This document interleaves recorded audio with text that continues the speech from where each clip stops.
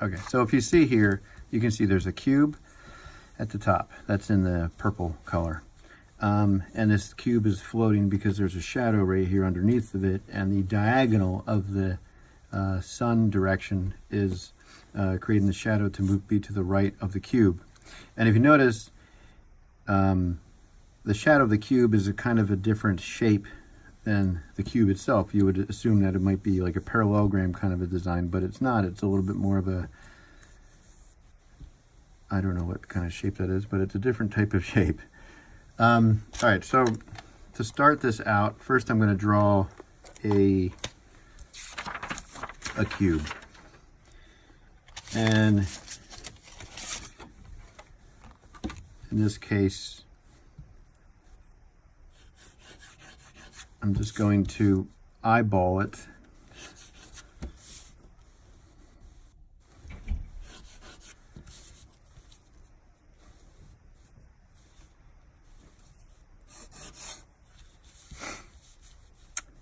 And not really think too much about parallel lines. I'll just do my best to draw them. Typically, I will do a slide technique, but in this case, for teaching purposes of how to draw a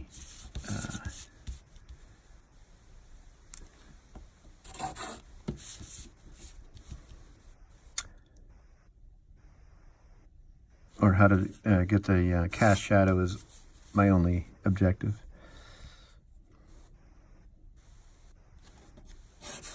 Okay, so there's our cube.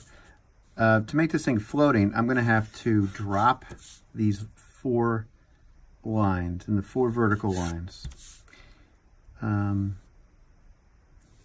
the back corner and the far right side. After I do that, I'm just going to designate where the floating part is. So I'm just going to put a little dot right here. I'm just going to designate that is the ground plane. Depending on your drawing, will determine where the ground plane is, but in this case, I'm just kind of inventing where the ground plane is. So that's going to be, that represents this bottom corner here, because if this was transparent, if I could just kind of lightly draw this in, if this was transparent, that shape here is just basically going to be down here. So next thing, I'm going to, this line's parallel to that line. And we'll hit that point there. This line's parallel to that line. And this line's parallel to that line.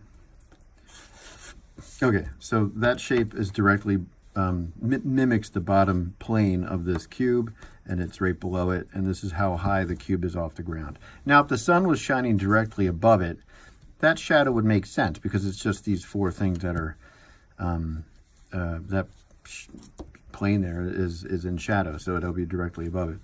But if the shadow is coming from the left side, that can change things. So the shadow is going to move over to the right, and there's going to be more planes that are participating in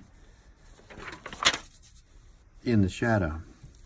So what I'm going to do next is, see this angle that I put of the sun, the imaginary sun? I'm just going to do that for each of these corners. So I'm going to put a diagonal here, put another diagonal here, and again, I'm eyeing these diagonals to make sure they're parallel to one another.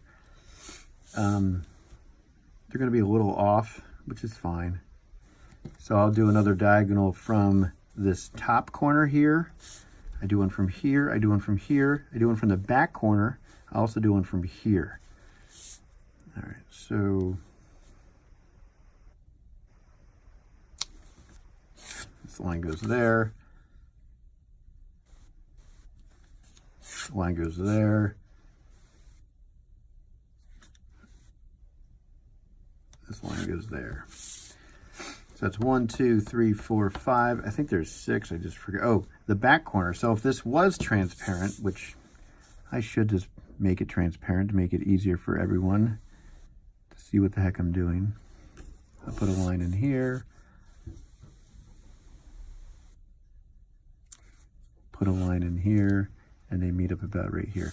So from that little dot that I made, I'm going to make another line, and that's going to go down here. Okay, so I have 6 lines coming from this corner, this corner, this corner, the back corner that's you can't see, that's transparent, the front bottom corner, and the left bottom corner right there. The next thing I'm going to do is, if you see this corner here of the original shadow I made, if the sunlight was coming straight down, I'm just going to make a perfect horizontal line. You can go in different diagonals if you like to. I'm just going to keep things simple and just go with a perfect horizontal line. Where that horizontal line meets this diagonal line right there, I'm going to put a little dot. And I highly suggest you to make these dots because you're going to get confused of what line is what. And then from there, I'm going to make a line parallel to these lines that I have here until it meets this diagonal, which is the next diagonal. And if you look at this line right here represents this line right here in the shadow. So I'm just going to give myself a little number 1 right here. I'm going to circle it because it goes from here to here, because you want to pay attention which is which, and you'll understand once I get a few more steps deeper into this. The next thing I'm going to do is I'm going to go from this corner to here, but in the shadow. So that would be from here to here. So you look at the lines, that's this line to this line, but I'm going straight across. Straight across, why? Because it's straight up, and it's just, think of it going straight across. And I'm going to put a little dot right here, okay? Now this might help if I do this in a different color.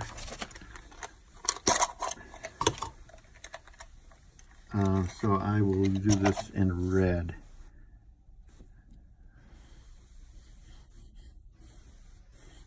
How's that? Now the next line goes from this corner to this corner. So that would be from this line to this line. So that's going to go over here. However, that is in this direction. So it's going to be parallel to this line right here, but it goes down. And it's going to look something along the lines of that. And it ends right here. I'm going to put a little dot there. Now so that's 1. Actually, I'm going to number these with the red. So that's 1. I forgot to number this. This is 2. So this goes from here to here. So that's from there to there. 1 goes from here to here. And then we just did 3. And that's from here to here. Okay. Now I'm going to do from 4. It was from here to here. So I'm just going to label this 4. From here to here. So that's that line and this line. And it's going to follow the direction, this plane here. Or you just make it parallel to the number that I'm applying right there. All right, and then once it hits that line, you put a little dot. Next thing you're going to do is you're going to do 5. 5 is this vertical line from here to here, and it goes all the way down to this corner. And we have this corner, so it's from this corner to this corner. We have this corner represented with this line. So we just go from this line to this line.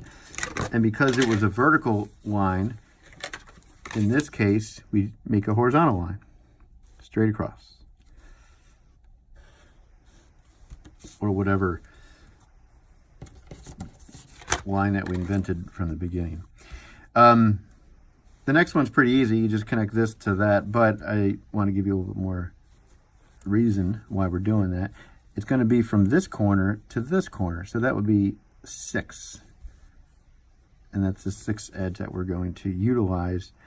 So it goes from this line to this line. And in theory, it should all match right back up. The lines should continue to be parallel because that's parallel to that one, which is parallel to that one. And this is the shadow. This is the cast shadow right here of this entire cube. If the sunlight was coming from the left direction on the side. Cube. Which, just to be helpful, I will make this blue.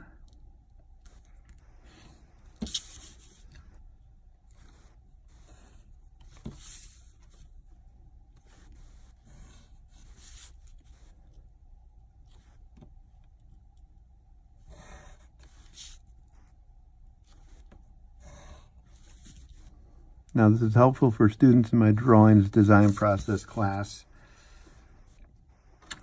but anybody can use these tricks. So that's the exterior of that cube, the blue cube, and then I'm just going to draw one more color for, what should I do? I'll do green for these lines, these directional lines from the sun.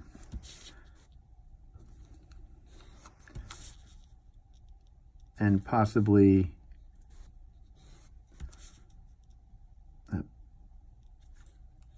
if you freeze frame this image, it might help you figure it out later in the end. So, cube, direction, cast shadow. The other most important thing is the drop. That's just in graphite. And don't forget these horizontal lines here. That's super important because they represent these horizontal lines there. And then you're done.